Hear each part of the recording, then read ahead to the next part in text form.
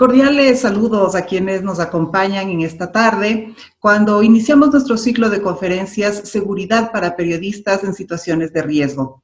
Para el Consejo de Comunicación es un honor contar con la presencia de destacados panelistas, quienes compartirán sus visiones, experiencias, conocimientos y propuestas sobre el tema que nos convoca. Un afectuoso saludo a Gisela Bayona, acá en Ecuador, desde Colombia a Pedro Vaca Villarreal y a Martí Quintana Badosa desde México. Quiero compartir con ustedes, antes de iniciar, algunas cifras que nos llevan a la reflexión. Solo entre 2014 y 2018 se registraron 495 asesinatos de periodistas en todo el mundo. Según la UNESCO, las regiones de América Latina y el Caribe ocupan el segundo lugar como las regiones mortíferas para la práctica del periodismo, con un 26% de asesinatos en el mundo, es decir, 127 de las muertes.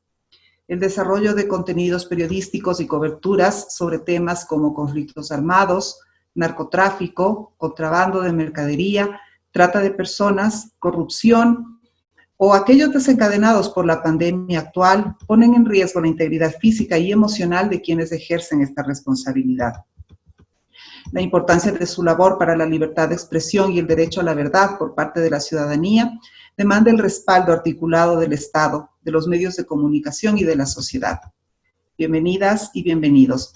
Tengo el enorme agrado de presentar a nuestra primera panelista de la tarde, Gisela Bayona, quien es periodista, es conductora del programa de entrevistas políticas Notimundo a la Carta por FM Mundo, fue directora y presentadora del noticiero 24 horas de Teleamazonas, corresponsal para el programa El Mundo Informa de CNN en español, es embajadora de buena voluntad por la igualdad de género y los derechos de la mujer del Programa de las Naciones Unidas para el Desarrollo, ganadora de becas internacionales y reconocimientos por su trabajo en favor de la justicia y la igualdad de género, ganadora de varios premios como reportera de noticias, especialista en temas sociales enfocados en la equidad y la igualdad de género.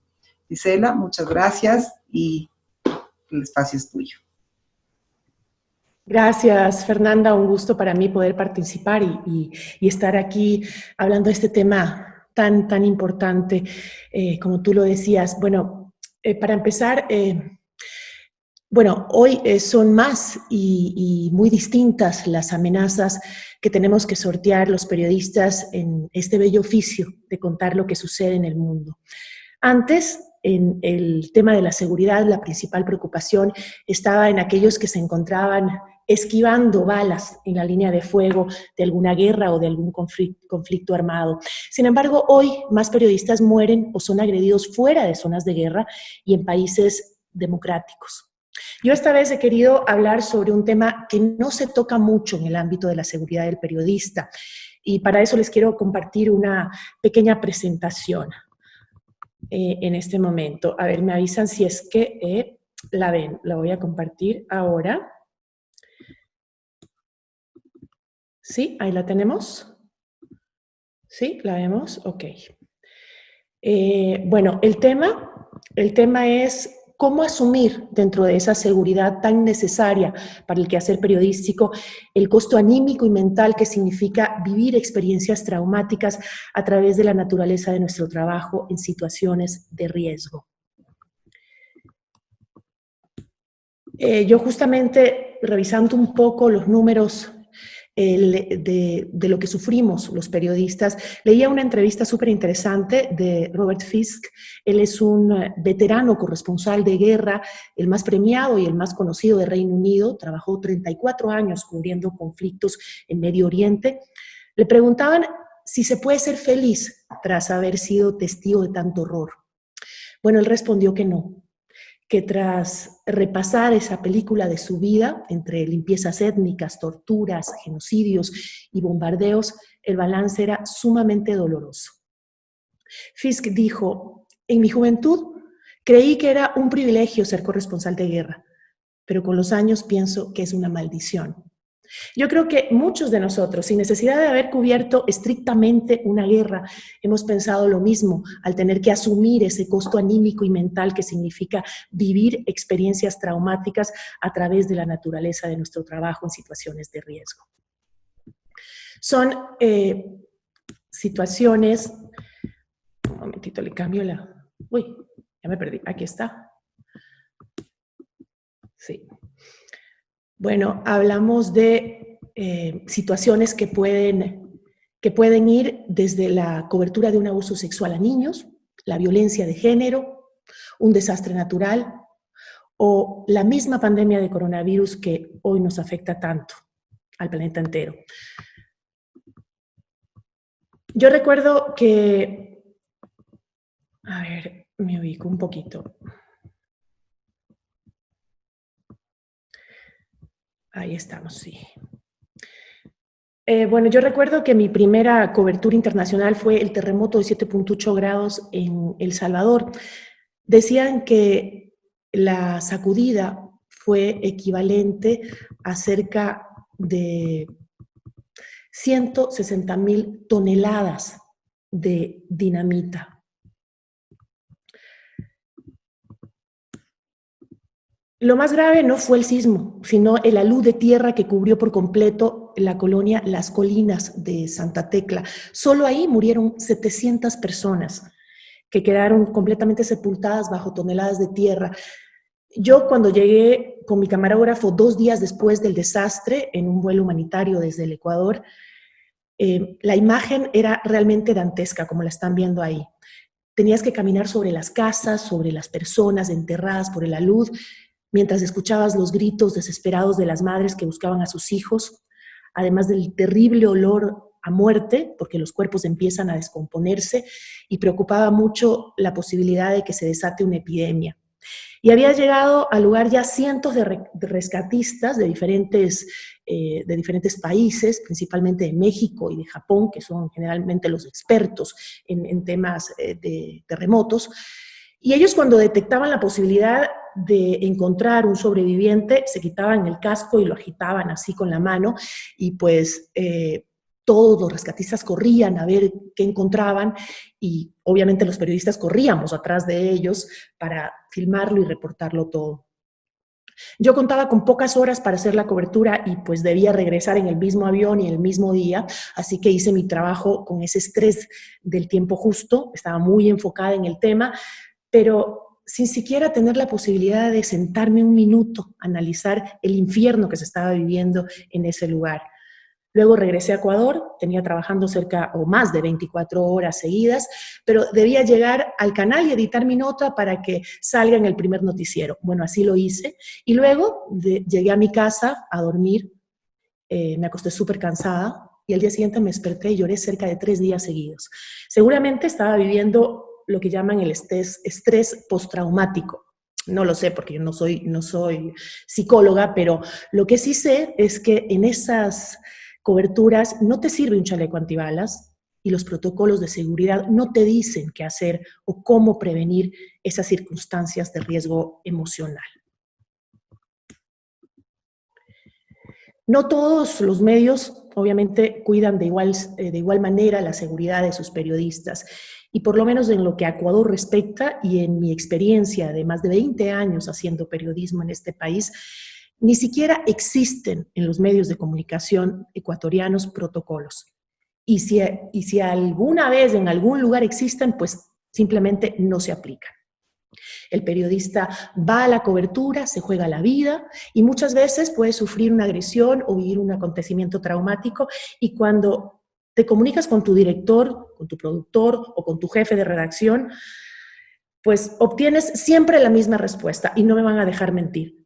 Ah, sí, qué pena lo que te pasó, pero ¿alcanzas a mandar la nota para el siguiente informativo? Bueno, a mí me ha ocurrido eso un montón de veces y estoy segura que a muchos de los que nos están escuchando, pues también le ha sucedido lo mismo.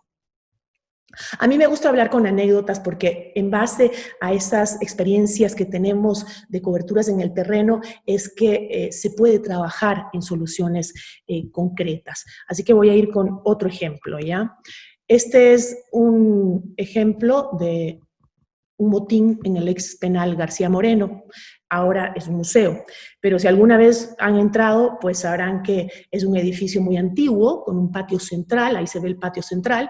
En ese patio estaban los reos amotinados y en el techo, en ese mismo techo donde pueden ver ahí, donde está ese que es un rescatista, de algún rehén seguramente, en el techo de la edificación estaba la policía y los miembros del GIR completamente armados, apuntando a los reos que estaban en el patio y lanzando bombas lacrimógenas hacia el patio. Cuando entramos con mi equipo para hacer una transmisión en vivo, el humo de las bombas nos empezó a afectar y subíamos corriendo las escaleras en el interior del centro y como pues ustedes saben, cuando el gas lacrimógeno cae, la bomba, el gas no se queda en el piso, sino que tiende a subir. Entonces, por eso es una de las recomendaciones que debes tomar siempre es lanzarte a nivel del piso para poder respirar, ¿no? Pero bueno, a medida que nosotros subíamos las escaleras, el gas subía también con nosotros y empezamos a ahogarnos.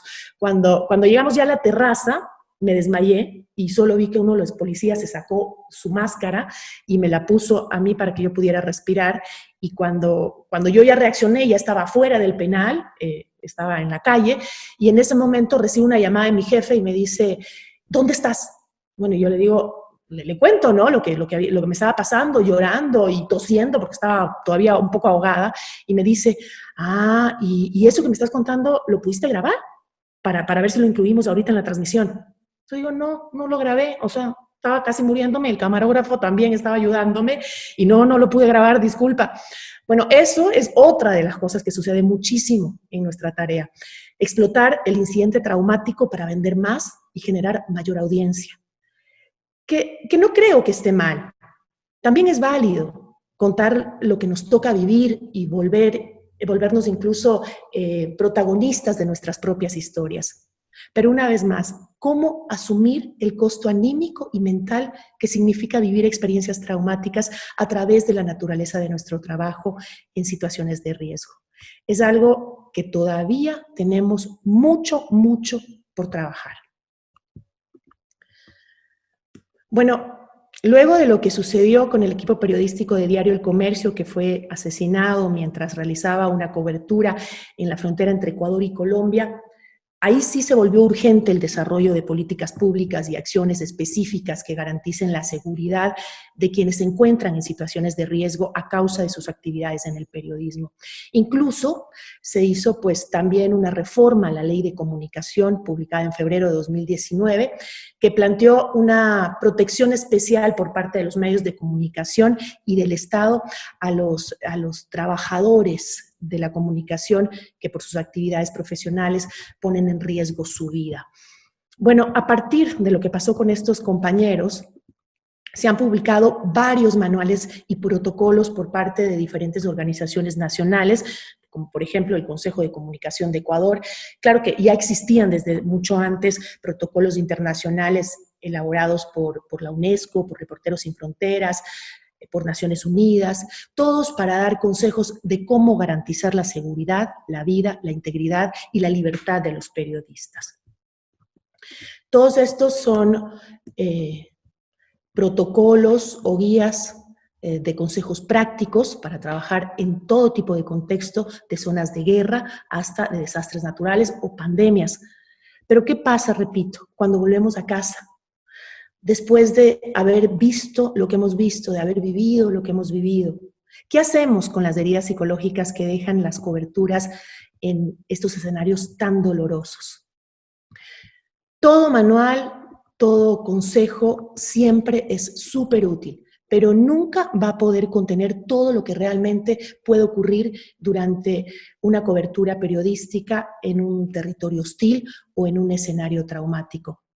Porque si siguiéramos al pie de la letra todos estos manuales, no llegaríamos jamás a esas zonas oscuras donde generalmente están las mejores historias, aunque esto que estoy diciendo parezca un poco contradictorio.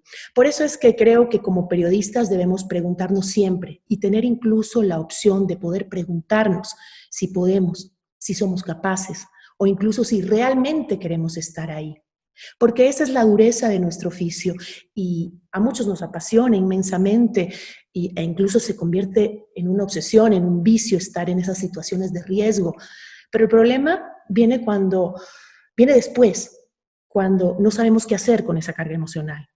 Y no es una cuestión de género, porque el dolor, la desesperanza y el miedo nos ataca a todos por igual en esas situaciones tan dolorosas. De las cerca de 7,000 personas que laboraban hasta antes de la pandemia, y digo hasta antes de la pandemia porque muchos ya han sido despedidos, en las diferentes estaciones radiales, periódicos, en televisoras y diferentes medios de comunicación del país, como reporteros, camarógrafos, asistentes, 1,500 se encuentran en situación de riesgo por el tipo de coberturas periodísticas que realizan. Estas cifras son del mismo Consejo de Regulación, Desarrollo y Promoción de la Información y Comunicación. Sin embargo, no se miden los daños psicológicos o las graves afectaciones emocionales que nos llevamos los periodistas a casa tras contar las noticias en este peligroso y cambiante mundo. Porque no solo nos matan, nos apresan y nos callan, también destruyen nuestra estabilidad emocional y la de nuestras familias. Y sobre eso no estamos trabajando. Gracias.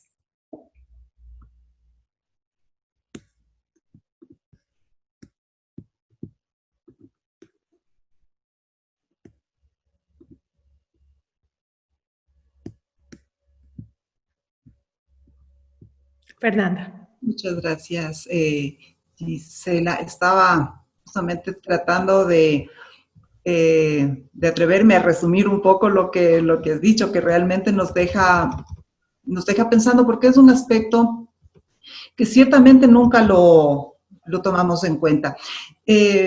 Me vas a permitir, voy a tratar de resumir lo que nos has comentado, espero hacerlo de la mejor manera. Y si es que queda alguna duda, luego al final del panel podemos conversar con quienes nos están escuchando y nos están mirando por Facebook Live. Gisela abordó un tema que casi no se considera cuando se habla de la seguridad para los periodistas, y es el costo anímico que representa ejercer esta maravillosa profesión. Hoy, dijo Gisela, y es correcto, más periodistas son agredidos fuera de la zona de guerra. El costo anímico y mental del trabajo periodístico es muy alto. No solo es mirar escenas de horror y dolor en distintas circunstancias, sino la velocidad con la que se deben procesar las notas cuando estamos en cobertura y los tiempos de trabajo de los periodistas que sobrepasan las 12, 15 horas como bajo en algunas ocasiones. Es interesante lo que nos contó Gisela por varios aspectos, y el primero es, en cierto modo, la deshumanización del oficio, es decir, lo que importa es la nota, a costo incluso de la vida de quienes ejercen el periodismo. Y luego la importancia que implica trabajar justamente estas heridas emocionales que dejan las coberturas en situaciones críticas. Gisela, muchas gracias por dejarnos ver un lado del periodismo que va más allá del oficio y se centra realmente en la humanización de la profesión. Muchas gracias. Ahora vamos a continuar con la intervención de Martí Quintana Badosa. Él es español, es jefe de información de la delegación en México de la agencia de noticias de EFE. Martí es licenciado en periodismo por la Universidad Autónoma de Barcelona. Se ha desempeñado buena parte de su carrera profesional en la agencia española EFE, primero en Barcelona, después en Ecuador, y actualmente en la delegación de México, una de las más grandes de América Latina y también de las más peligrosas. Desde marzo de 2019 asumió el cargo de jefe de información de la delegación, con 8 redactores y una veintena de colaboradores a su cargo. Martí, bienvenido. Hola, muchas gracias. Buenas tardes. Pues antes de empezar, si les parece, quería hacer una breve reflexión porque coincido mucho con lo que ha contado Gisela acerca del costo psicológico y anímico. A mí me sucedió, bueno, con todos los compañeros coincidimos bastante en lo que ella ha dicho, y yo personalmente pues viví justo ese costo que tiene durante el terremoto de 2017. En 2017 hubo en septiembre 2 terremotos, uno en Oaxaca y uno en la Ciudad de México. Bueno, cerca de la Ciudad de México, impactó con fuerza en la capital, ¿no? Y a mí me tocó ir a Oaxaca en avión, fue una noche loca, a las 6 de la mañana estábamos agarrando el vuelo, llegas allí, tienes que contarlo todo en un tiempo, yo creo que estuve 2 o 3 días, pero todo en tiempo máximo, en tiempo récord. Llego a la Ciudad de México, empiezo a procesar, como contaba Gisela, todo lo que te ha ocurrido, porque sobre el terreno te es imposible. Y una vez me estaba yo recuperando ya definitivamente de este shock, acontece el terremoto en la Ciudad de México, ¿no? Entonces fue como 1 mes y medio contando cada día una tragedia pues parecida y muy dura, y entonces sí coincido mucho con lo que ha contado Gisela. Y bueno, mi mini ponencia está más centrada en cuál es la situación que enfrentamos los periodistas en México, que desgraciadamente pues es uno de los países pues más peligrosos para el ejercicio del periodismo, ¿no? Según datos oficiales. Supongo que se ve ya la presentación que hice. Entonces, bueno, quería empezar contando que, bueno, México es, según cifras oficiales, uno de los países más peligrosos para el ejercicio del periodismo, y de hecho, según Reporteros Sin Fronteras, en 2019, pues se ubica en el mismo nivel que Siria, con 10 asesinatos. La diferencia es que Siria es un país que está en guerra y México es un país donde teóricamente estamos en paz, ¿no? Hay bastantes datos. Del 2000 a la fecha son 134 asesinatos, 123 hombres y 11 mujeres. Del 2012 al 2018, que es en el periodo en que asumió el poder Enrique Peña Nieto, el presidente de México, Enrique Peña Nieto, hubo un recrudecimiento brutal de la violencia contra los periodistas, con 47 asesinatos y 2.522 agresiones. Y bueno, a finales de 2018 asume el poder Andrés Manuel López Obrador, que es el periodista, el líder de izquierdas, que pues llegó con un mensaje de lucha contra la corrupción, contra la impunidad, en favor de los derechos humanos y contra cualquier violencia contra la libertad de expresión. No obstante, pues en ese periodo los asesinatos no han disminuido y tenemos 14 casos. El más reciente es el de un periodista que se llama Pablo Morrugares, que asesinaron en Iguala, que es donde aconteció la tragedia de los 43 estudiantes de Ayotzinapa. Entonces a él, que tenía incluso escolta y protección oficial, entran en un bar, lo asesinan un grupo armado y se está todavía investigando cuál podría ser el móvil del crimen, ¿no?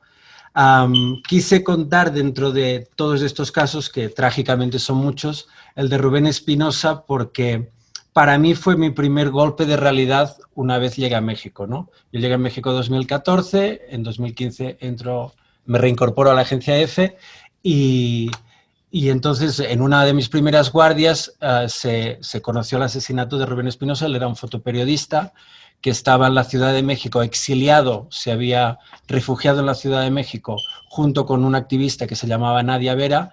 Huían de Veracruz, que era un estado pues muy corrupto y cuyo gobernador de entonces hoy precisamente está en prisión por esto, ¿no? Entonces, en un quíntuple asesinato, en un barrio residencial muy tranquilo, pues mataron a 4 mujeres y a Rubén Espinosa, y años después, pese a que ha habido detenidos, todavía se sigue sin conocer cuáles son las causas del asesinato y cuál es el autor intelectual, ¿no? Y digo que me afectó precisamente porque yo pues estaba todavía muy verde, muy novato, ¿no? En este aspecto, y me impresionó mucho. Y además este departamento donde fueron asesinados era en la misma calle en la que yo, cuando llegué a México, me puse a trabajar en una revista local y era en esa misma calle, ¿no? Entonces, pues ahí vi de golpe y porrazo pues cómo era la situación para muchos periodistas, ¿no? Entonces, como una pequeña radiografía de las causas, el título de mi ponencia es Entre balas y políticos, y es porque los principales actores que identifican ONGs, como por ejemplo Artículo 19, que ha hecho muchos informes en la materia, denuncian que el 43% de los actos de violencia son de los propios funcionarios, de empleados públicos de gobierno, ya sea municipal, estatal o federal, ¿no? Pues en segundo lugar los seguirían actores privados. También muchas veces, en 1 de cada 4 casos, se desconoce quién es el perpetrador de la violencia, y una parte de esta violencia también proviene, el 8%, del crimen organizado. Entonces vemos que hay una multiplicidad de actores, ¿no? En 2009 hubo 609 agresiones y hay distintos tipos de violencia que, bueno, en México, pero son pues replicables en todo el mundo, pienso yo. Pues tanto es la violencia física, que quizás es la que todos pensamos en un primer momento, pero también hay una violencia psicológica, como podrían ser amenazas, o todo lo que está sucediendo en redes sociales, por ejemplo, que muchas veces hay mucha intimidación. También hay violencia incluso patrimonial o económica, cuando las amenazas por parte de un funcionario van encaminadas, por ejemplo, en asustarte en que vas a perder el empleo si publicas una u otra información, ¿no?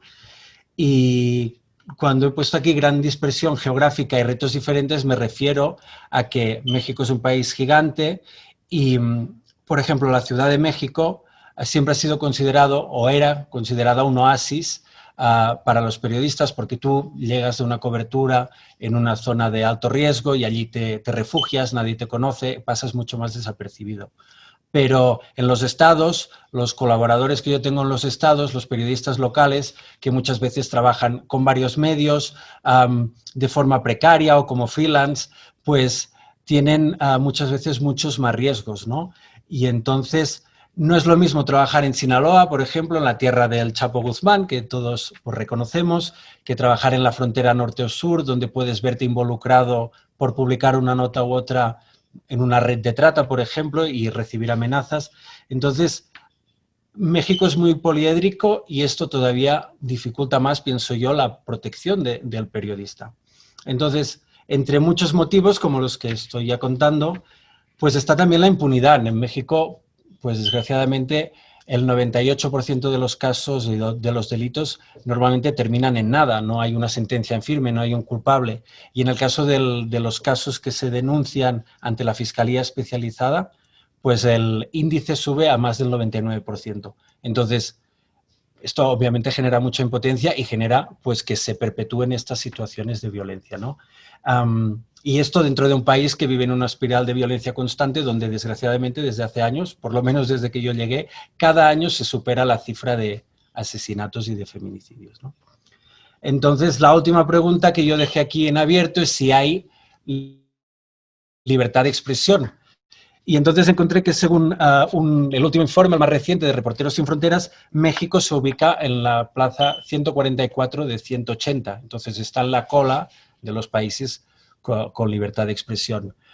Como experiencia personal puedo decir que yo nunca me he sentido coaccionado para escribir una nota en un sentido u otro. Quizás escribes algo que molesta un poquito y te piden el derecho a réplica o te insultan un poco en redes sociales, pero esto ya es como parte habitual de la profesión.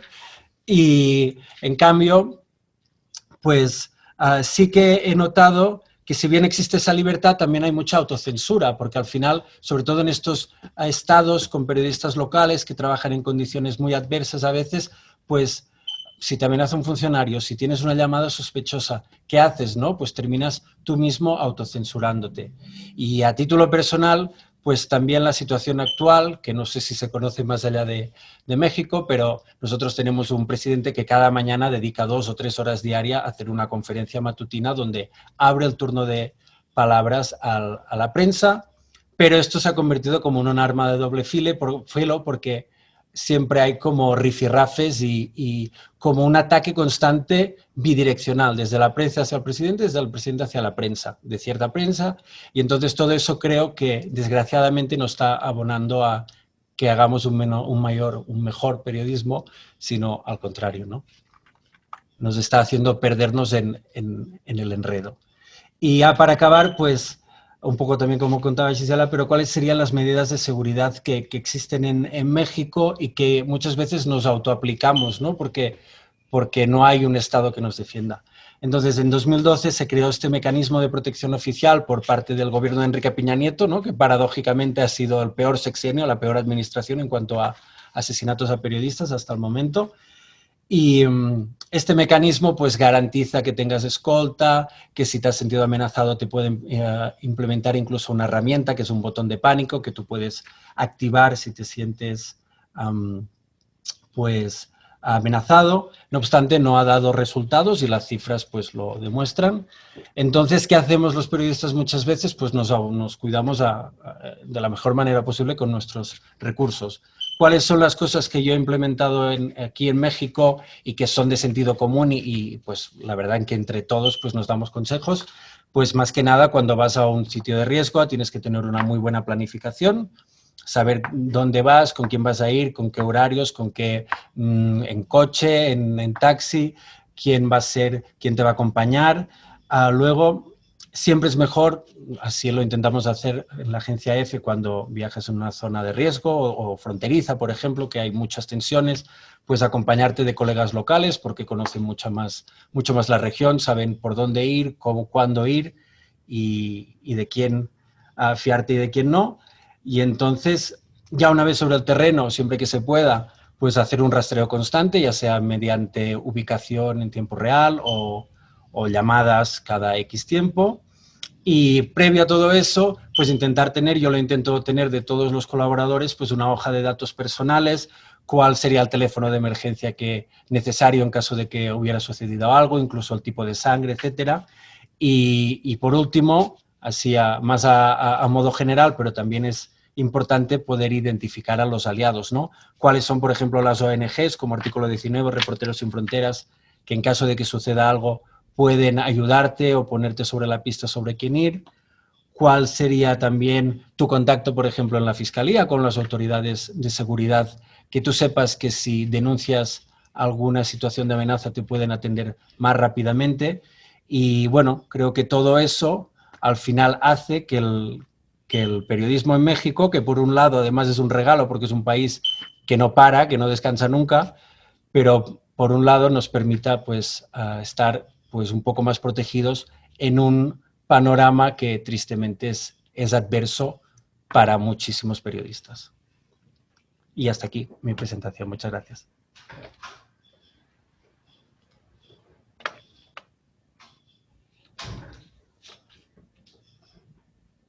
Perfecto. Muchas gracias, Martí. Igual que Gisela, déjenme, voy a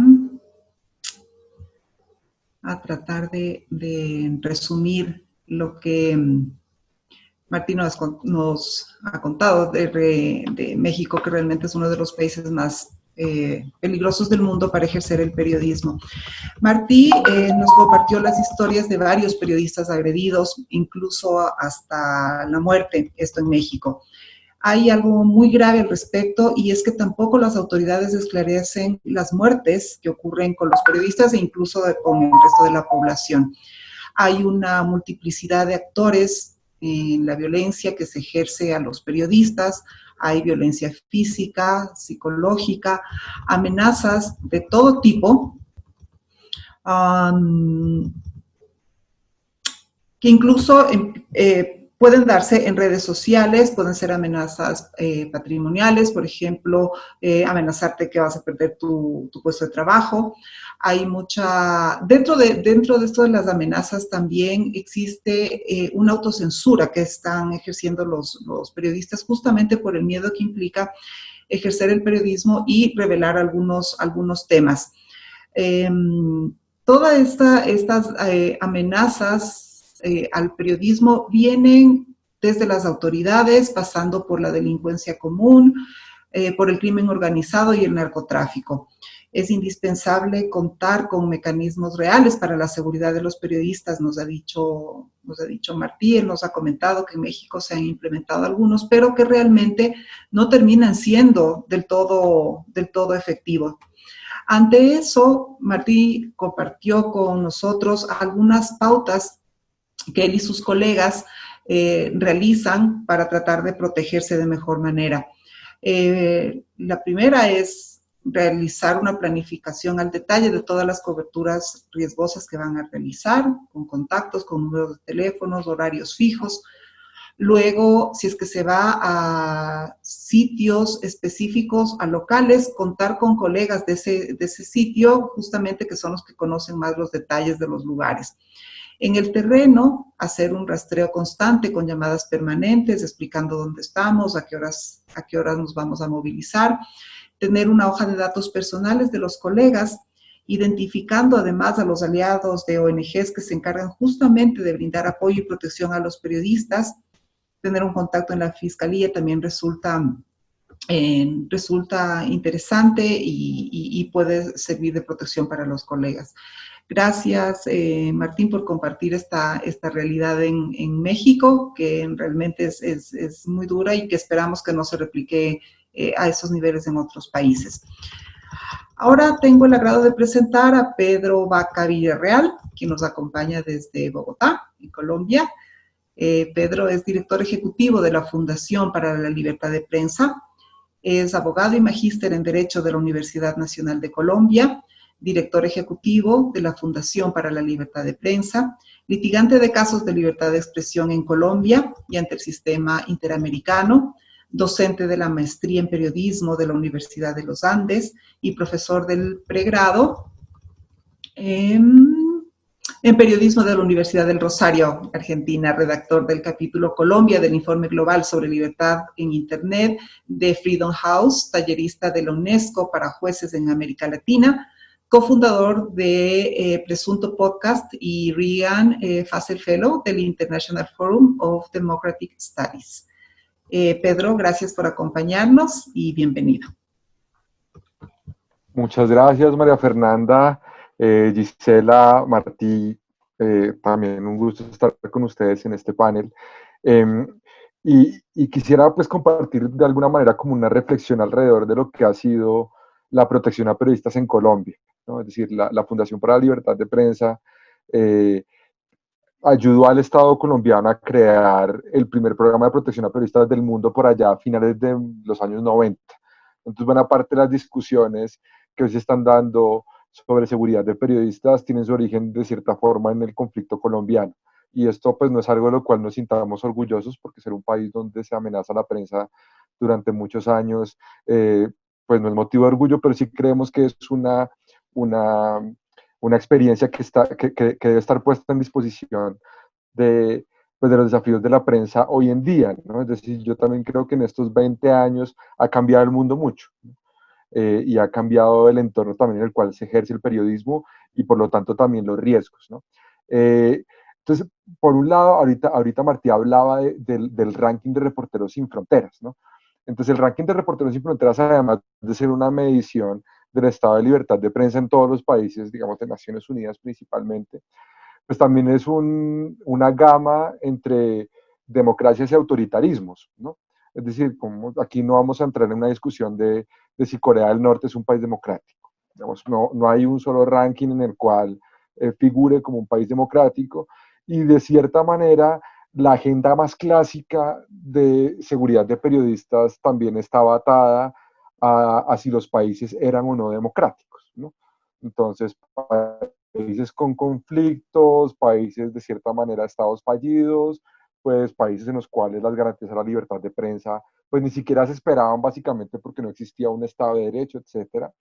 Yo creo que ahí están cambiando cosas hoy en día, y es que encontramos paradojas como la que bien retrataba Martí, o como la que bien señalaba Gisela con el caso de Paul, Efraín y Javier, los periodistas del diario El Comercio, y es cómo podemos tener estados democráticos o con muchas garantías democráticas. Digamos, no creo que, no puedo decir, hay más o menos democracia, pero no creo que uno diga México es un estado autoritario en este punto. Es decir, como a lo mejor es una democracia con debilidades, con desafíos, etcétera, pero no creo que uno entre a cuestionar, digamos, el carácter democrático del Estado. Pero aún así puede ser el país más riesgoso para ejercer el periodismo, ¿no? Entonces creo que yo quisiera como situar esta paradoja, porque digamos que partíamos del punto en el cual la libertad de prensa es una característica de las sociedades democráticas. Y si la libertad de prensa es una característica de las sociedades democráticas, la censura es un antivalor para las democracias. Y tenemos conviviendo esos dos factores, esos dos ingredientes, y creo que se están acentuando, ¿no? ¿Qué podría esperar un periodista que hace su trabajo? Una periodista que hace su trabajo podría esperar reacciones, controversias, discusiones públicas agudas. Hombre, una amenaza no. un asesinato tampoco. Es decir, un Estado democrático no se puede permitir que las consecuencias de expresarse sobre asuntos de interés público sean consecuencias letales, ¿no? Porque además eso es una espiral de violencia y ahorita quisiera un poco desarrollar esa idea. Ahora, ¿qué se ha dicho? Digamos, dicho esto, digamos como que participar no puede tener una consecuencia distinta a tener un retorno de la participación de otra persona, y a eso le llamamos democracia y debate público. Cuando hay violencia, hay una distorsión de un poco del pacto democrático, ¿no? Los periodistas del comercio que fueron a la frontera norte con Colombia esperaban un montón de cosas, menos el desenlace final, ¿no? Y creo que de alguna manera es como la traición del pacto social, que en muchos países, como en México o en Colombia, es mucho más recurrente que en otros, ¿no? Es decir, lo que a efectos del caso de los colegas del comercio viene a ser como un episodio de cierta manera excepcional en la historia del periodismo ecuatoriano, pues es pan de cada día de los colegas en México. Es francamente, y es triste que lo sea, y es muy preocupante que se normalice. Entonces, ¿qué se ha planteado en términos de lo que llaman estándares internacionales frente a protección? Esto principalmente ha sido desarrollado por la Comisión Interamericana de Derechos Humanos. Ha dicho, vea, cuando pasen esas distorsiones, cuando usted tenga violencia contra otros que ejercen la libertad de expresión, usted tiene que hacer como Estado 3 cosas. La primera es prevenir esas violencias. Se puede hacer mucho para prevenir esas violencias. La segunda es proteger a aquellos que sufren esas violencias. Y la tercera es, bueno, si ya alguien sufrió violencias, usted como Estado tiene que procurar justicia. Usted no puede permitir que eso entre en la impunidad, porque en la medida en la que esa impunidad existe, usted lo que termina haciendo es fomentando la repetición de esos crímenes, ¿no? O sea, la impunidad es algo muy común en nuestra región, eh, y, y de cierta manera a la luz de las agresiones contra la prensa se vuelve casi un permiso. Yo invitaría un poco a Martí a pensar como de tantas regiones de México que ha podido visitar, hay lugares donde hay periodistas que han asesinado previamente. Y el asesinato de ese periodista es una estela para el periodista que viene después. Y es una autocensura, y es un, es un, es una, es una atmósfera de autocensura, ¿sí? Una atmósfera de autocensura que, que está marcada por, por, por la impunidad. Es decir, el mensaje que nos envían las autoridades cuando no se sancionan las agresiones contra la prensa, el mensaje que nos envían las autoridades ecuatorianas, y me permito decirlo porque es un caso muy cercano a mí personalmente y a la institución que represento, el de Nos Faltan Tres, el de Efraín, Paul y Javier. Cuando hay impunidad, el mensaje que nos envían es, se va a repetir. Sepan ustedes, victimarios, que esto que hicieron no tiene ninguna consecuencia. Y sepan ustedes, victimarios, que este Estado les va a permitir que vuelva a ocurrir, ¿no? Es decir, el costo de la impunidad es un costo altísimo para las garantías a la libertad de prensa. Dentro de la prevención, y yo quisiera concentrarme un poquito porque creo que aquí están buena parte de los desafíos, están pasando cosas en la región que preocupan, ¿no? Es decir, y no solo en la región, sino en países incluso de tradición democrática, ¿no? Países latinoamericanos solían ver a los países europeos, incluso muchos países anglosajones, casi como referentes de libertades civiles, ¿no? De garantías a las libertades civiles y políticas. Y hoy en día, pues tenemos que, básicamente en todos los países de Europa, ¿no? Toda Norteamérica, las figuras públicas, los políticos, alientan violencias, ¿no? Es decir, lo que llaman la estigmatización, lo que llaman los discursos denigrantes. Entonces, claro, escojan cualquier presidente de la región, es que puede ser cualquiera, francamente, ¿sí? Que cuando tiene una controversia con un medio de comunicación, pues muchas veces ya no acude como a plantear sus argumentos, sino que le pone una etiqueta al medio de comunicación, al periodista que lo está criticando, ¿no? Y es una etiqueta que, si bien puede no ser una amenaza, es como abrirle la puerta a que sus seguidores lo amenacen. Es decir, es como fabricarle el infierno al periodista y nunca participar del debate democrático. Y eso está tomando carrera tanto en países, en partidos de gobierno como en partidos de oposición. Estamos ante unos riesgos a la prensa que son de cierta manera fabricados por el comportamiento de parte de líderes políticos. Y creo que eso es algo que se puede prevenir. yo aspiraría a que los líderes políticos del futuro de nuestra región prefirieran tener conversaciones democráticas y no conversaciones que ganan a punta de estigmatización o de invitar a todos sus seguidores en redes sociales a atacar a quienes le critican. Y esto es algo que ojalá se pueda avanzar en esa dirección con futuras generaciones, porque de cierta manera veo que como que ciertas generaciones que ya tienen bastantes años no están dando el mejor ejemplo de comportamiento y de conversación democrática en los entornos de redes sociales. Cerraría con un par de ideas. La primera es, el riesgo contra la prensa también tiene entornos, ¿no? Entonces, claro, es muy visible, impacta mucho, es muy cercana a la violencia física, ¿no? Es decir, nos solidarizamos fácilmente contra el periodista que es agredido, ¿sí? Pero hay otro tipo de violencias que se llevan mucho más en silencio, ¿no? Es decir, hay violencias en entornos digitales, particularmente graves para mujeres periodistas, ¿no? Mujeres periodistas que además de los riesgos que ya enfrentan hombres periodistas, pues tienen que enfrentar violencias y acosos en salas de redacción con sus fuentes y un tratamiento de muchas personas que es mucho más complicado y que genera, quisiera también como aterrizar el componente como de salud emocional del que hablaba Giselle, también a eso, es decir, ser mujer periodista hoy en día en un entorno digitalizado es francamente difícil, es un entorno inseguro y que facilita el acoso, y eso es algo que tenemos que reconocer, porque si no lo reconocemos, es algo que de alguna manera lo soportan en silencio y con mucho padecimiento y de una forma muy sofocante las mujeres periodistas. Y cerraría con un tema y tiene que ver con el riesgo biológico. Es decir, como hemos hablado durante muchísimos años de la violencia física, se ha empezado a hablar también de la seguridad digital, ¿no? Porque pues, muchas veces las agresiones ya ni siquiera, los agresores, los censuradores no tienen que valerse de sicarios o de gángsters. Hoy en día, con cierta sofisticación tecnológica, en no pocas oportunidades apalancada con servicios de inteligencia estatal, eh, se puede afectar el entorno de privacidad, el entorno de tranquilidad que se requiere para el ejercicio de la actividad periodística. ¿Cómo queremos periodistas que destapen corrupción si los estamos espiando?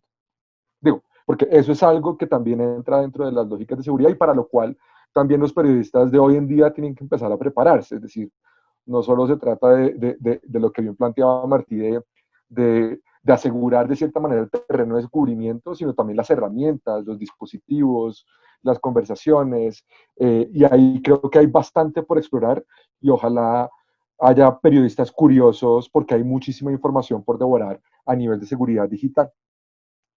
Y el riesgo biológico, ¿por qué? Pues porque si uno parte de la premisa de que la libertad de prensa es importante para la vida democrática, yo diría que es indispensable en tiempos de una pandemia. Es decir, hoy en día se han hecho homenajes al personal de salud, al personal de seguridad, ¿no? A los que hacen abastecimiento de víveres y insumos para las personas. Bueno, la información es un bien esencial en la pandemia. Si hay muchas personas que están en cuarentenas, en restricciones a la movilidad, pues es importante reconocer que hay periodistas que están en calle, que están reporteando, que están siendo la forma de ir un poco más allá de la ventana y de la puerta de la casa para enterarse de lo que pasa y que además están asumiendo riesgos biológicos, ¿no? En el Ecuador se ha sentido fuertemente, en República Dominicana particularmente también, somos ya varios países de la región donde tenemos periodistas que se han infectado, se han contagiado con este virus, encubrimiento, y eso es algo que de un lado también se tiene que prevenir, y ahí retomo también las palabras de Gisela, necesitamos medios más comprometidos con la protección de sus periodistas, es decir, y cuando hablo de riesgo biológico también quisiera tener medios de comunicación que son conscientes de ese riesgo, pero también necesitamos una sociedad que respalde esa actividad, necesitamos una sociedad que valore la labor que hacen los periodistas, ¿no? Yo quisiera sugerirle a Martí un ejemplo de México, y es, México es el país o uno de los países más peligrosos para ejercer el periodismo, pero en México también tenemos a Carmen Aristegui, una periodista que enfrenta riesgos enormes, pero que tiene un respaldo social abrumador. Y yo soy de los que cree que el respaldo social de Carmen Aristegui es su seguro más importante. Es decir, qué vehículos blindados, qué chalecos, qué botones. Si la sociedad abraza la labor periodística, para mí es el más fuerte y la más segura medida de protección. Y eso tiene que ver con algo y es la calidad. Es decir, cuando el periodismo se hace con calidad, yo soy de los que cree que la sociedad lo valora. Y entonces también es una invitación a que el trabajo de la prensa se haga con rigor, con ética, porque eso es en sí mismo una medida de protección. Y gracias.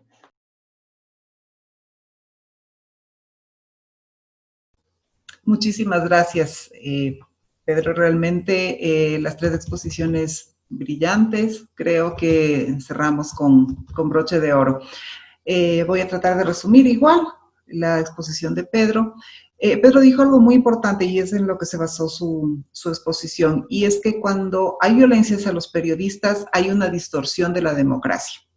Podemos decir que somos unos países democráticos, pero si es que se callan a los periodistas, eso no es un más menos, es decir, se anula. Cuando hay violencia lo que se debe hacer son tres cosas, dijo Pedro. Primero es proteger a quienes sufren la violencia.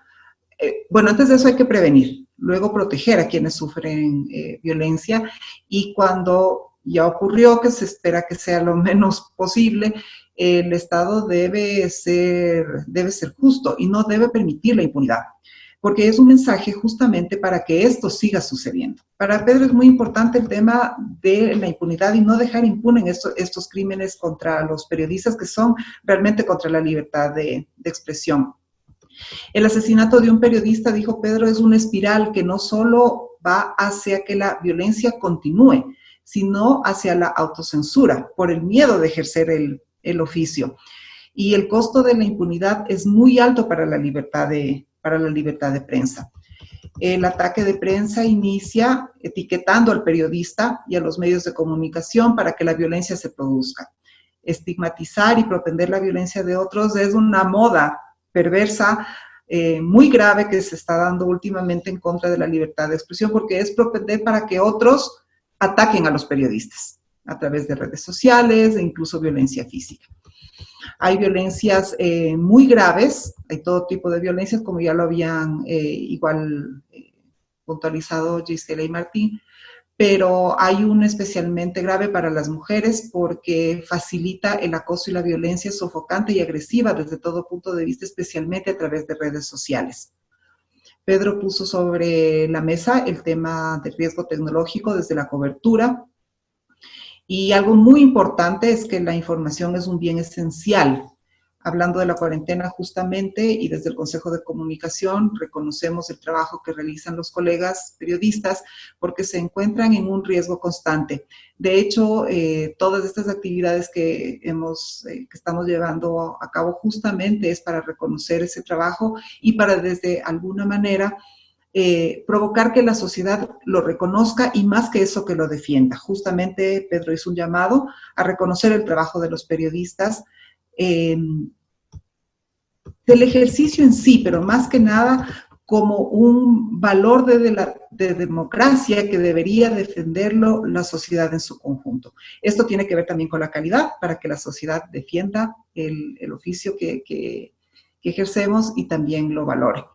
Les agradezco muchísimo. Vamos ahora a algunas preguntas. Está el chat que revienta. Vamos a ir con algunas. Entonces, la primera es para Gisela. Ya lo comentaron, pero la pregunta es si es peligroso ser periodista en América Latina. Bueno, yo creo que esa es una pregunta que podríamos contestar cualquiera, ¿no? Ya lo dijeron Martí y Pedro también, el tema de lo difícil que es hacer periodismo en México, uno de los países más peligrosos, Colombia, con todo lo que se ha vivido. Yo creo que hoy en día es más difícil que nunca el periodismo porque tenemos ese enemigo que es el coronavirus, que aquí en Ecuador ya ha matado más de 20 periodistas y Creo que Latinoamérica, creo que el mundo entero ahora es un escenario hostil para los periodistas, ¿no? Pedro hablaba del tema de lo arriesgadas que estamos las mujeres en las redes sociales, las mujeres periodistas, y lo fácil que es vulnerar nuestros derechos a la comunicación. Y eso es muy cierto, ¿no? Yo creo que eso pasa no solo en Latinoamérica, sino en el mundo entero, ¿no? Lo fácil que es desprestigiar, dañar la honra o perseguir a una periodista a través de redes sociales.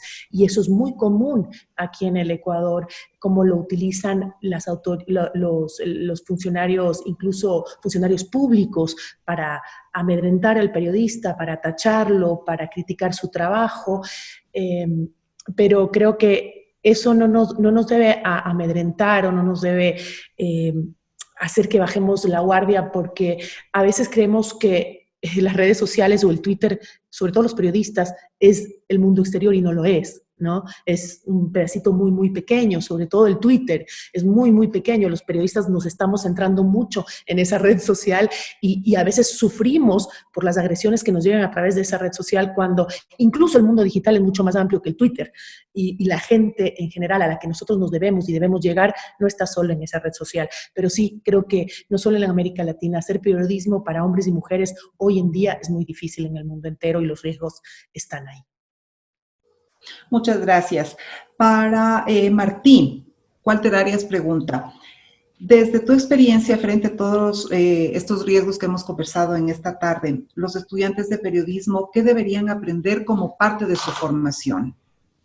Bueno, es que creo que nadie nos explica esto, al menos a mí no me lo contaron en la universidad, jamás, ¿no? ¿Cuáles son los riesgos del periodismo? Yo lo estudié en España, que quizás no hay tantos riesgos, pero no estaría de más que por lo menos nos dieran un par de clases, ¿no? En la materia. Entonces creo que deberían empezar desde cero, entendiendo qué es la libertad de expresión y cuál es el derecho a informar, cuáles son las realidades que puede haber quizás por regiones, ¿no? Y con énfasis en América Latina, si estamos acá. Y luego, pues ya prevenirnos de todo esto, porque al final es que te lanzas a la piscina sin saber muchas veces nada. Y esto muchas veces te hace ser muy imprudente. Y lo vas aprendiendo con el tiempo, porque al principio te puede incluso más las ganas, ¿no? ¿No? Porque al final es una adrenalina que todos suman, ¿no? Y quieres hacer un buen trabajo y te lanzas a la piscina. Pero tardas en entender cuál es la situación real y en tener tus propias herramientas e incluso querer formarte en ello, ¿no? Entonces, pues creo que sería básico, y si no lo están dando en las universidades, antes no lo daban, ojalá ahora sí, pues que se pongan las pilas los académicos. Muy bien.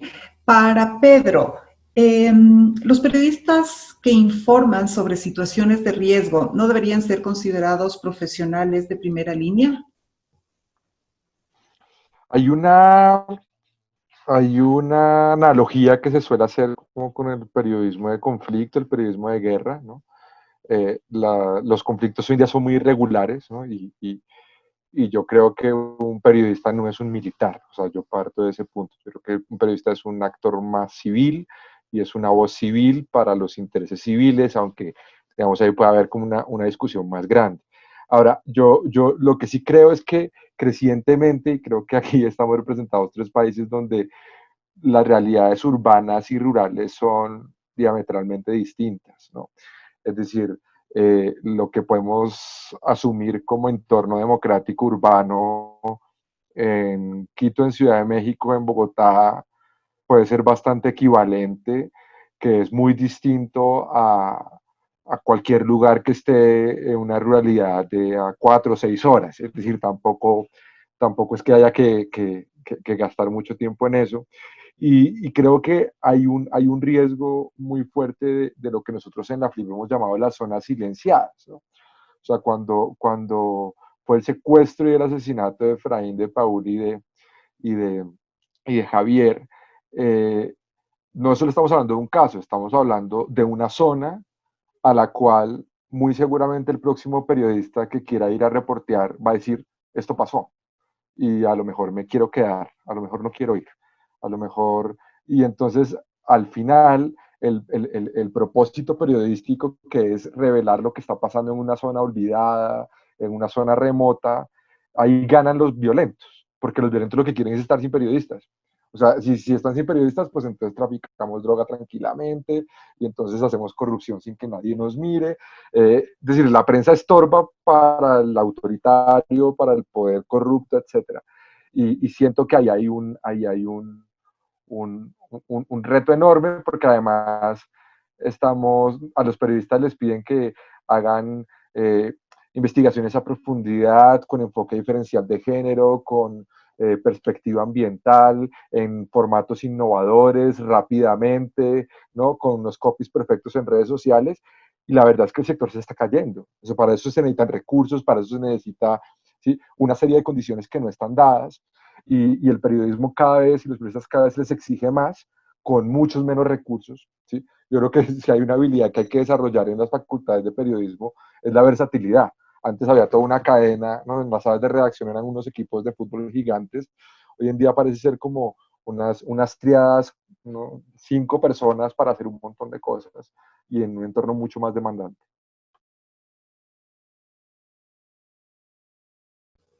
Muchas gracias. Gracias, Pedro. Para Gisela, los periodistas que trabajan en instituciones públicas como bomberos, 911, seguridad, etcétera, ¿deben ser considerados profesionales en situación de riesgo o es diferente este ámbito al de los medios en general? Bueno, yo creo que la labor que hacen es mucho más institucional, ¿no? Pero si me preguntas, hoy el trabajo de todos aquellos comunicadores, sobre todo en esas instituciones públicas, también están arriesgando sus vidas, ¿no? Están al día a día informando lo que está haciendo cada institución. En los bomberos, por ejemplo, en Ecuador ha sido un trabajo diario desde que estuvimos encerrados en la cuarentena, sin poder salir de la casa. Ellos estaban afuera, ellos estaban protegiéndolos y tenían que estar los periodistas también afuera, al igual los de esa institución, como nosotros, como los de los medios de comunicación, también tenían que estar comunicando. Yo creo que, sobre todo hoy en día, la labor del comunicador, del periodista, así esté en el lado de la institución pública, hoy su trabajo también es de riesgo, ¿no? Y el problema es el que hemos comentado todos acá, el que no existe la colaboración, no existe el apoyo, no existe realmente la utilización de aquellos protocolos que se han hecho en algunos casos para proteger al periodista, no se implementan ni en las instituciones ni tampoco en los medios de comunicación. Creo que mucho menos en los medios de comunicación. Para Martín, el querer tener primero la noticia, la primicia, ¿no? ¿Qué riesgo trae justamente en situaciones de conflicto? Creo que en este caso en específico no hay tanto un riesgo de seguridad, sino más bien de meter la pata, la verdad, ¿no? Porque quieres ganar siempre y entonces a veces uno puede cometer errores, pero en cuanto a seguridad, no es así. Quizás lo que sí genera más riesgos es cuando quieres ganarte una exclusiva, pero no por ser el más rápido, sino por ser el más atrevido, el que va más allá.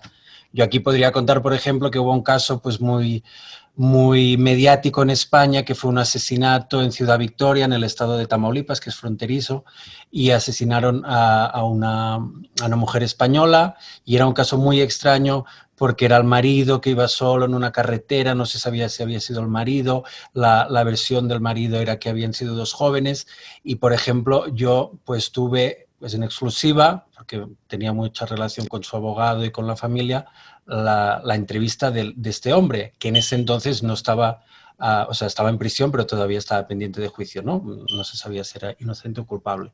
Y mi experiencia en ese caso fue que estuve allí y desde el segundo día yo me sentí observado. Yo iba tanto con los abogados que me cuidaban, digamos, no iba con los familiares, como también con la fiscalía que me puso casi que seguridad.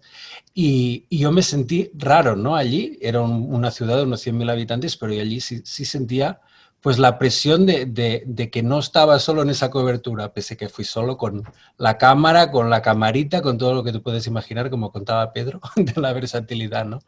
Entonces, Quizás no tanto porque ser el primero en contar la noticia, pero sí por intentar contar una exclusiva, a veces vas un poco más allá. E incluso meses después, de casualidad, comiendo tacos en la Ciudad de México, me pongo a hablar con una señora que resultó que era de Ciudad Victoria, donde yo había estado, y cuando le conté que yo había estado unos 5 meses atrás para esa entrevista, me dijo, ah, eras tú el español. O sea, esta señora trabajaba en gobierno y sabía que había un español por ahí haciendo un reportaje. Y yo me quedé muy sorprendido y helado, ¿no? De decir, ostras, ¿hasta dónde llega esta red invisible que sabía que yo estaba ahí? Y yo, pues, lo presentía, pero no lo podía, ¿no? Entonces, esta sería mi explicación. Para Pedro, los periodistas de investigación en algunos casos sufren acoso y ponen su vida en riesgo no solo por el lugar, sino por el tema que están cubriendo. ¿Hasta dónde llega la responsabilidad del medio de comunicación con la vida de estos profesionales? A ver, yo creo que, como en cualquier trabajo, ¿no? Es decir, los periodistas tienen un mandato, una labor democráticamente importante que también está alojada en un medio de comunicación la gran mayoría de veces, ¿no? Y creo que al medio de comunicación le asiste un deber de cuidado, no solo frente a la seguridad de sus trabajadores, sino también, como lo decía Martí, de asegurar que no metan las patas, ¿no? Es decir, como también frente a la calidad de la información. Es decir, cuando yo siento que hoy en día, si uno tuviera que como que hacer un paralelo entre la comida y el periodismo, ¿no? Yo creo que el periodismo o el consumo de contenidos en Internet, para ponerlo más claro, el periodismo debería ser como un plato gourmet, ¿no? Es el mejor de los contenidos que se ha de consumir. Y ahí y en redes sociales pues también encontramos comida chatarra, comida callejera, es decir, otro tipo de contenidos que pueden ser interesantes, de entretenimiento, pero que no tienen ese estándar de calidad. Y para poder hacer contenidos de periodismo de investigación que revelen casos de corrupción de una forma ecuánime, digamos, consultando a todas las partes, sin tener dobles agendas, ¿no? Digamos, como un periodismo que de cierta manera también es caro, ¿no? Y es lento, ¿no? O sea, es un poco contra natura a las lógicas del periodismo hoy en día, ¿no? Periodistas que tienen que hacer 20, 30 notas, no se les puede exigir un periodismo de investigación, ¿sí? Es decir, el periodista de investigación tiene que tener esa tranquilidad. Y yo sí creo que el medio de comunicación es corresponsable, co-creador tanto del muy buen resultado como de la seguridad y la rigurosidad con la que se haga. O sea, creo que eso es un equipo. Para Gisela, Amparito Villarroel Castro pregunta, en su experiencia, ¿ser mujer y ejercer el periodismo es más riesgoso que para los hombres que ejercen esta profesión? Bueno, siempre se nos ha visto como que a las mujeres un poco más en riesgo, pero sí en momentos como lo que comentábamos del tema de las redes sociales, el tema de ser agredida. Hemos visto mujeres periodistas que incluso han sido agredidas sexualmente haciendo su trabajo por estar en zonas de riesgo. Pero yo creo que también hay que verle el lado positivo que tiene el ser mujer y justamente en esas coberturas de riesgo. Muchas veces yo he pasado, recuerdo que cuando era reportera, en algunas situaciones de riesgos, paros, tantas revueltas que hemos tenido aquí en el país, pues recuerdo que tanto los que configuraban ese entorno, que eran otros periodistas también hombres, o policía, incluso los manifestantes, al ser mujer, más bien tienes la suerte de que te protegen un poquito más, ¿no? Es decir, estás un poquito más cubierta, he sentido yo, esa ha sido mi experiencia, ¿no? Que han tratado de protegerme, tanto el un lado como el otro, cuando hemos estado en situaciones de riesgo. Eso es lo bueno, o ese privilegio que podríamos decir dentro de un mundo machista, porque es así. Pero creo que también sí estamos, siempre somos como un poco más vulnerables, diría yo, pero eso sí que eso no significa que no podamos hacer el mismo trabajo igual de bien. Correcto. Para Martí, ¿el periodismo actual estaba preparado para la pandemia? Pregunta Mónica Guerrón. Bueno, yo creo que a nivel de herramientas técnicas sí, porque la verdad que por lo menos en la agencia F nos pudimos adaptar rápidamente a hacer home office, casi todo el mundo tiene internet en casa, entonces en cuanto a trabajar desde casa, pues no ha habido muchas diferencias. Lo que es una locura como jefe de información es tener luego que gestionar un equipo de 30 personas por WhatsApp, porque estás todo el día de pantallita en pantallita, ¿no? Y esto pues dificulta un poco la labor. Ahora, sobre el terreno, ¿estaba preparado? Pues definitivamente no, porque nadie se lo esperaba, porque faltan recursos. Nosotros tenemos nuestro equipo, nuestro propio material, los gogles, las mascarillas, pero aún así, pues si quieres hacer una buena cobertura, pues necesitas pues una renovación del equipo constante, y aunque dentro de la agencia, o sea, la agencia F, digamos que probablemente, pues sí hemos intentado cubrir todas las medidas y protocolos de seguridad, hemos salido a la calle y hemos visto compañeros que estaban trabajando pues con utensilios muy precarios, ¿no? Entonces, en cuanto a informar, a seguir informando, a poder dar la nota, a escribir, con el internet hoy en día creo que se puede hacer todo pues muy fácilmente, pero no así en cuanto a una vez sobre el terreno, ¿no? Y por eso pues aquí estaban comentando que había habido muchos compañeros que se han contagiado, incluso algunos que han fallecido. Bueno, estamos sobre el tiempo, pero tenemos infinidad de preguntas. Voy a hacer unas dos más para ya ir cerrando esta jornada. Para Pedro, la impunidad es común en Latinoamérica. ¿Qué medidas concretas tienen que tomar estados como Ecuador para que no pase lo que ocurrió con el equipo del comercio? Yo creo que hay aquí, en América Latina es frágil como la convicción sobre el Estado de Derecho, la separación de poderes, es decir, y ahí creo que muy fácilmente se cae como en dos distractores, ¿no? El primer distractor es que muchas veces se espera que quien luche contra la impunidad sean los mensajes de los gobiernos, ¿no? Entonces, matan a un periodista en cualquiera de los países de América Latina y pareciera que está en voz del presidente, ¿no?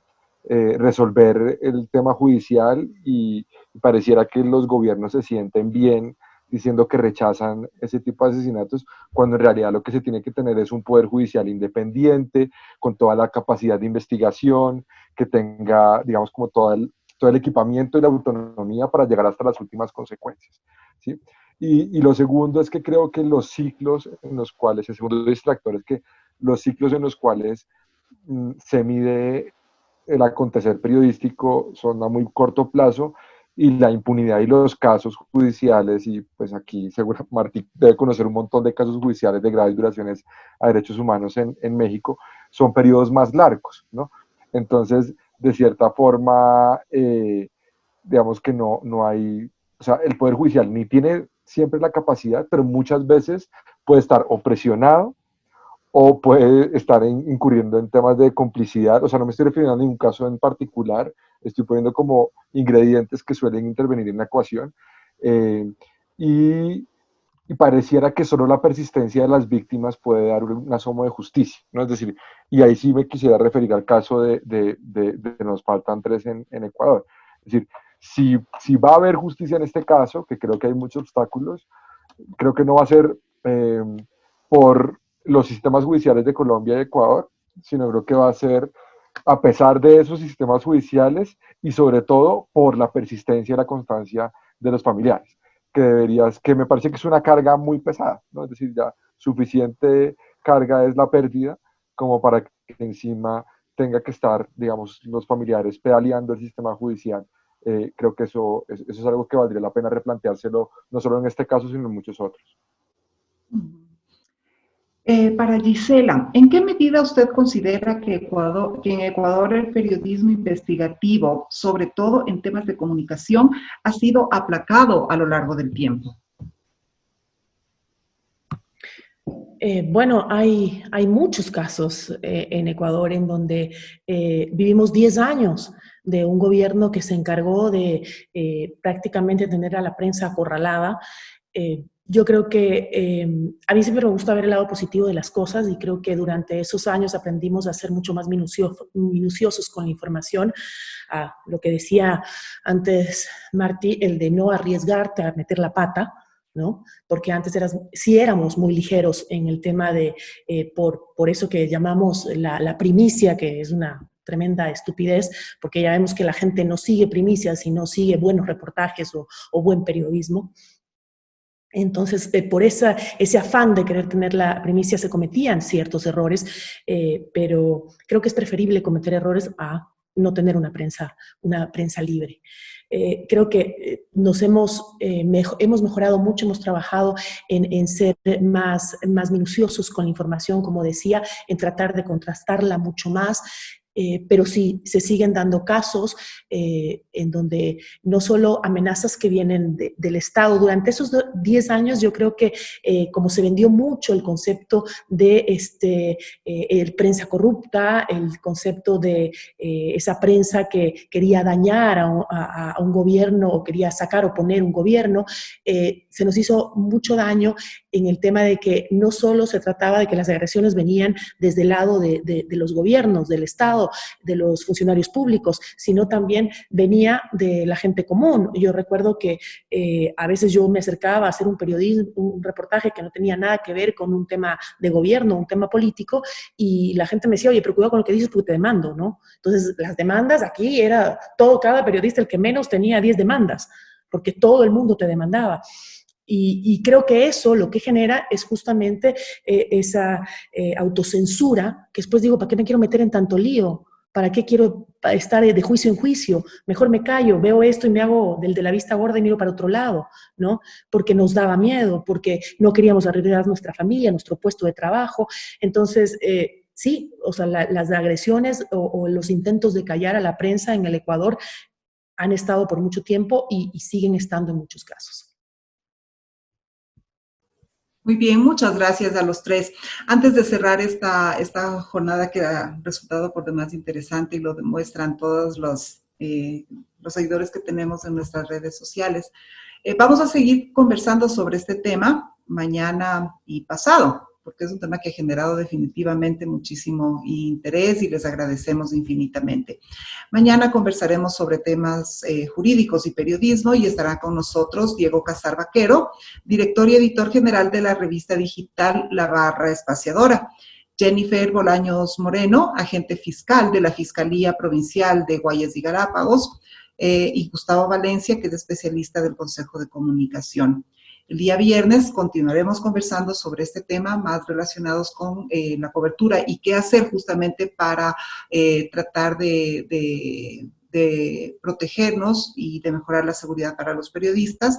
Y estarán con nosotros Eric Samson de Francia, que es docente de la Universidad San Francisco de Quito y corresponsal internacional. Y estará también Diana Monroy desde Ecuador, que es presentadora y reportera de noticias del canal de televisión Teleamazonas. Quiero agradecer nuevamente a Pedro, a Gisela, a Martí, por compartir sus conocimientos y experiencias que han sido expresadas con enorme sensibilidad y profesionalismo. Estoy segura que todo lo que hemos conversado esta tarde abona para la defensa de la libertad de expresión, que es esencial para el respeto y la promoción de los derechos humanos, que se resume en la defensa de la vida. A todas las personas que nos han acompañado esta tarde, muchísimas gracias y nos vemos mañana.